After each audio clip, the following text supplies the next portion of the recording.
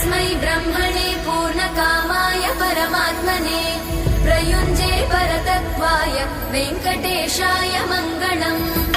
आकालतत्त्वमशान्तमात्मनामनुपश्यताम् अतृप्त्यमृतरूपाय वेङ्कटेशाय मङ्गलम् प्रायस्व चरणौ पुंसां शरण्यत्वेन पाणिना कृपया दिशते श्रीमद् वेङ्कटेशाय मङ्गलम् दयामृततरङ्गिण्यास्तरङ्गैरिव शीतलै अपाङ्गैः सिञ्चते विश्वं वेङ्कटेशाय मङ्गलम् स्रग्भूषाम्बरहेतीनां सुषमावहमूर्तये सर्वाद्दिशमनायास्तु वेङ्कटेशाय मङ्गलम् श्रीवैकुण्ठविरक्ताय स्वामि पुष्करिणीतटे रमया रममाणाय वेङ्कटेशाय मङ्गलम्